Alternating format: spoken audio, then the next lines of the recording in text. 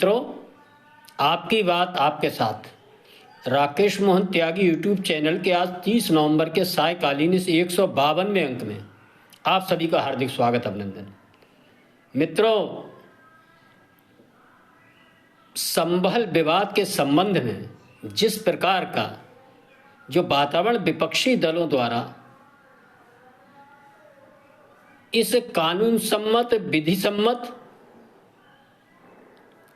और पुलिस प्रशासन द्वारा किए कार्यों को लेकर जिस प्रकार गुंडागर्दी करने वाले एक भीड़ तंत्र की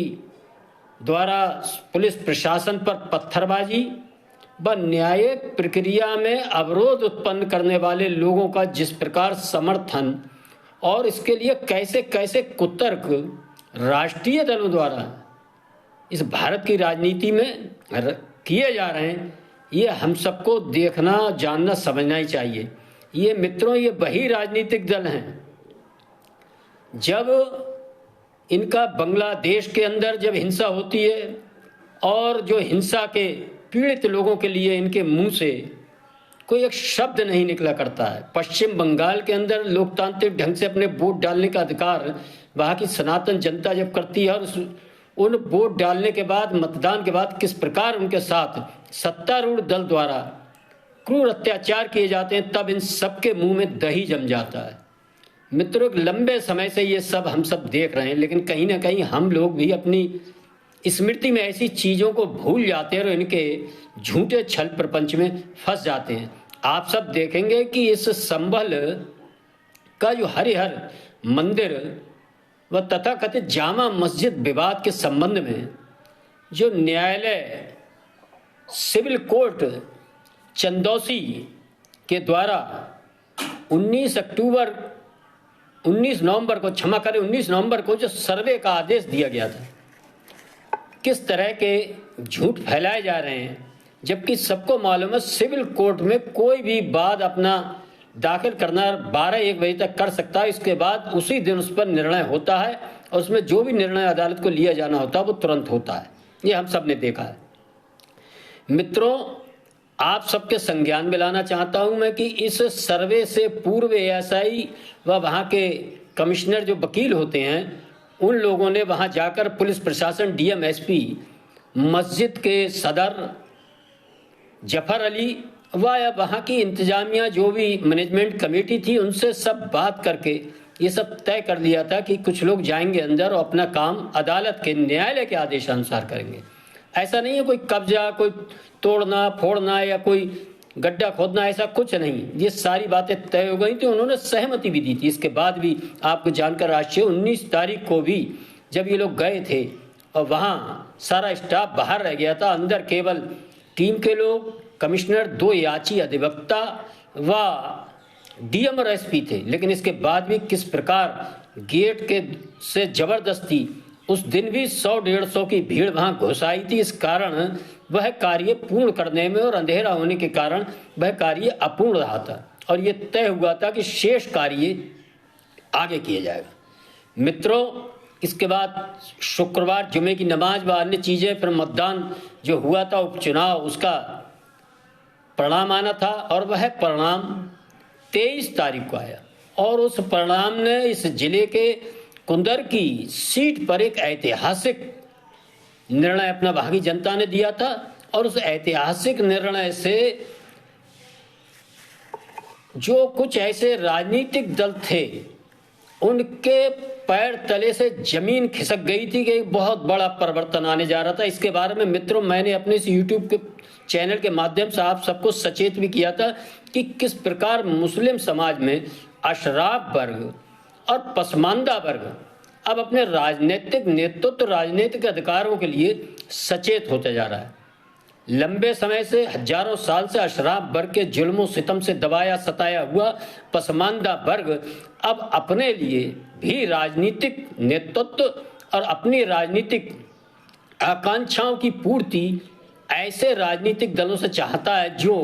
वोट तो पसमानदा वर्ग, जिसका संख्या 80-85% हुआ करती है, लेते, लेकिन उन वोटों के कारण जब सरकार बनती है, बंद लाभ देने का काम आता है, चाहे वो वक्फ बोर्ड के माध्यम से हो, चाहे एमएलए एमपी, चाहे विधान परिषद सदस्य, चाहे एमएलसी, वह सब लाभ अशराफ वर्ग के लोगों के लिए लगातार दिया जाता है। मित्रों, जो विपक्षी दलों ने इंडी गठबंधन, खासतौर से समाजवादी पार्टी ने पीडीए और जाति गणना का जो राग अलापा था, वो मैंने इसमें उसका क्या लाभ, लेकिन मुस्लिम समाज में भी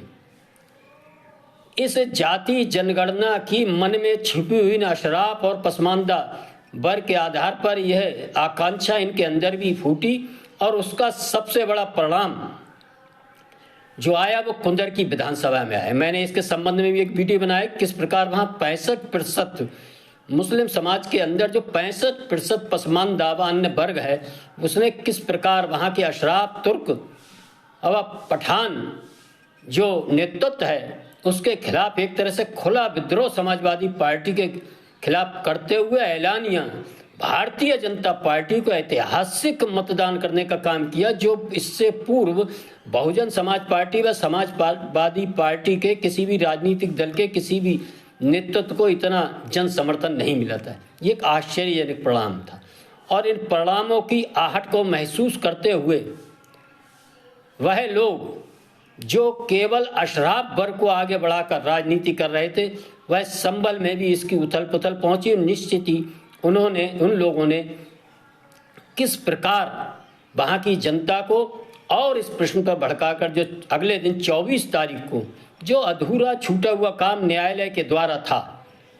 सर्वे का कार्य पूर्ण करने, वह टीम आई, और किस प्रकार वहां जो इतनी बड़ी भीड़ जुटाई गई थी, उसके बारे में कहा जाता है कि संभल के अंदर पठान और तुर्क जाति में जो विवाद है उसका भी इसमें एक महत्वपूर्ण रोल था, उनका आपस का विवाद। लेकिन जो वहाँ के सांसद हैं जियाउर रहमान बर्क और वहाँ के एमएलए सोहेल इकबाल, आज दोनों नामजद इसमें अपराधी हैं, और इसमें 8 एफआईआर दर्ज हुई हैं। एफआईआर की जांच में जो निकल कर आ रहा है, किस प्रकार सोशल मीडिया पर, किस प्रकार व्हाट्सएप ग्रुप पर, किस प्रकार इतनी बड़ी संख्या में आखिर 4-4 एक गली में 4-4 ट्राली ईंट पत्थर निकले हैं, ये सब समझ में आता है कि सब पूर्व नियोजित और इसके पीछे कोई निश्चित ही कोई बहुत बड़ा षड्यंत्र। किस प्रकार पुलिस वालों को इन पत्थरों से व इन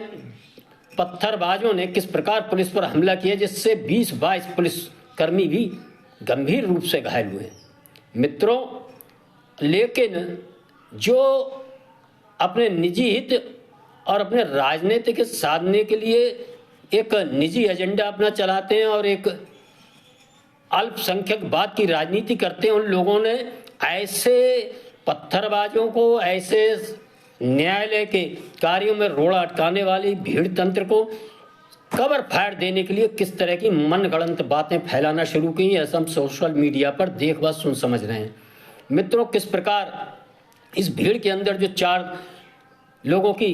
पत्थरबाजों की मृत्यु हुई है, वो बताया जा रहा है कि पुलिस की गोली से हुई। उनके इस झूठ को पोस्टमार्टम रिपोर्ट ने किस प्रकार तार-तार किया, ये हम सबको समझना चाहिए। पोस्टमार्टम रिपोर्ट के आधार पर ये जानकारी मिल रही है कि यह गोली, इनकी मृत्यु 315 बोर की देसी कट्टे द्वारा चलाई गोली से हुई थी। किस प्रकार पुलिस व अदालत को कहा जा रहा है कि इस प्रकार की पुलिस व अदालत हो, आग लग जाए। न्यायिक प्रक्रिया के अंतर्गत कार्य करने का काम करने वाली इस न्याय व्यवस्था को, कानून व्यवस्था को, पुलिस प्रशासन को गलत और झूठ बताने का जिस प्रकार से विभिन्न राजनीतिक दलों द्वारा कार्य किया जा रहा है, ये हम सबकी समझ में आना ही चाहिए। मित्रों, इस बारे में मैं इस घटनाक्रम के पूर्व में जाते हुए मैं आपको कहना चाहूँगा कि इसमें याची, जिन्होंने इस हरिहर मंदिर व जो तथाकथित जामा मस्जिद बताई जा रही है, इसके बारे में चंदौसी की सिविल कोर्ट के माध्यम से अपनी अपील प्रस्तुत की थी, और उसमें जो वकील विष्णु शंकर जैन जी के नेतृत्व में ये महंत कल्क देवी मंदिर के हैं, ऋषि राजगिरी संबल निवासी हैं, राकेश कुमार, जीतपाल यादव, अद्विकता हरिशंकर जैन आदि ने ये अपनी रिट दायर की थी, ये उसके बारे में ये सब आदेश हुए तो ये घटनाक्रम बढ़ता है। इसी घटनाक्रम में जो कार्य वहाँ के लोगों ने आज किया है वो सुप्रीम कोर्ट गए थे। सुप्रीम कोर्ट ने निर्णय दिया है कि अगली तारीख जो निचली अदालत चंदोसी की अदालत द्वारा 8 जनवरी है उस तारीख तक कोई भी सुनवाई नहीं हो और उस तारीख से पहले मुस्लिम पक्ष हाई कोर्ट में जाकर अपना पक्ष इस आदेश के खिलाफ रख सकता है। मित्रों, ये काम 24 तारीख से पहले या 24 के बाद भी हो सकता था, बिना हिंसा के हो सकता था, लेकिन जो अपने को पाक साफ बताने वाले सारे प्रशासन, सारी चुनाव व्यवस्था, ईवीएम का रोना, यहाँ के सुरक्षा बल बहुत खराब है, यहाँ की अदालतें बहुत खराब है, ऐसे राजनीतिक दल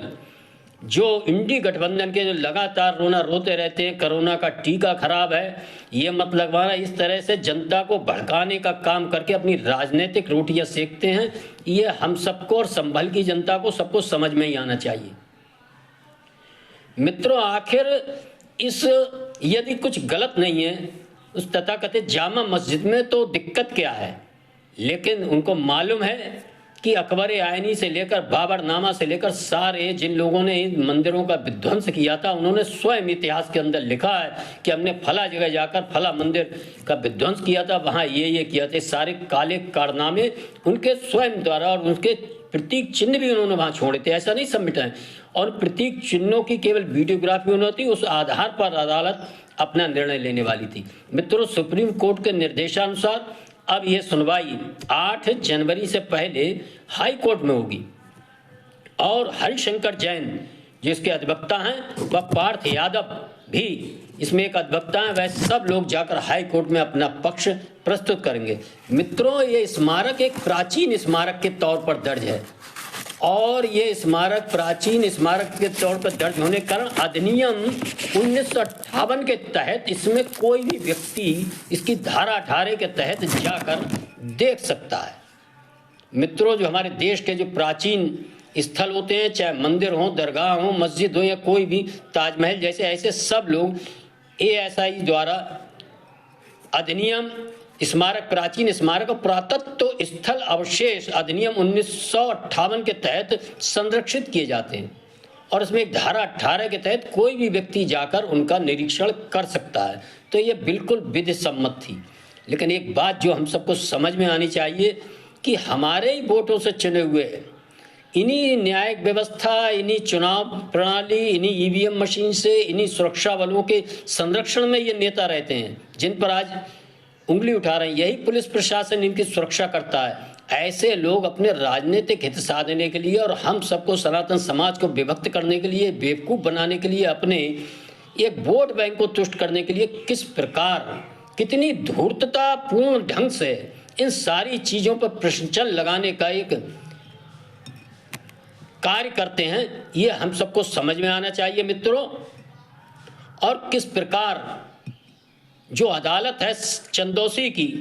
सिविल जज सीनियर डिवीजन, जिसके आदित्य सिंह जी की ओर से यह आदेश पारित किया गया था,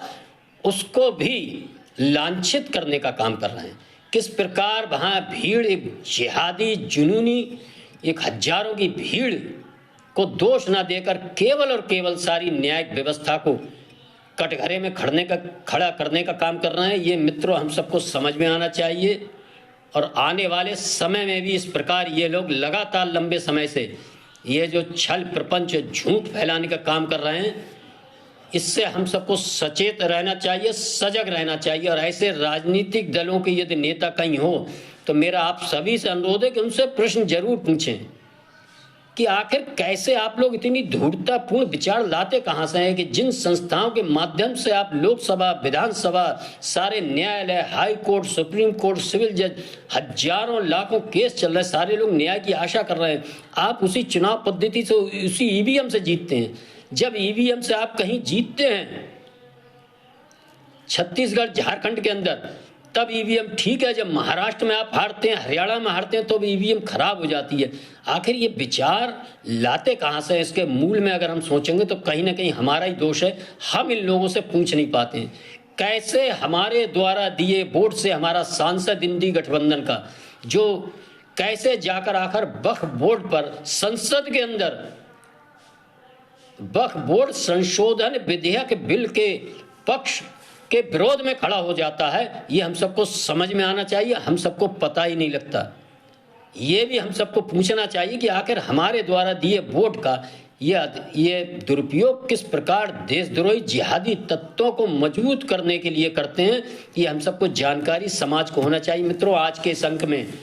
मैं अपनी वाणी को विराम देता हूं तथा सदा की भांति मेरा आपसे अनुरोध है कि इन अंकों को सुनकर पसंद आने पर ज़्यादा से ज़्यादा सुने, लाइक करें, शेयर करें तथा जिन मित्रों ने चैनल सब्सक्राइब नहीं किया वो चैनल सब्सक्राइब करें और अपनी राय यूट्यूब के माध्यम से जरूर दें तथा संभल विवाद के संबंध में सिविल जज सीनियर डिवीजन आदित्य सिंह जी के जो आदेश है उस पर जो कार्रवाई हो रही है उसके संबंध में अपनी राय, अपनी कीमती राय कमेंट्स के माध्यम से दें। धन्यवाद। जय श्री राम, जय श्री वाल्मीकि भगवान, भारत माता की जय।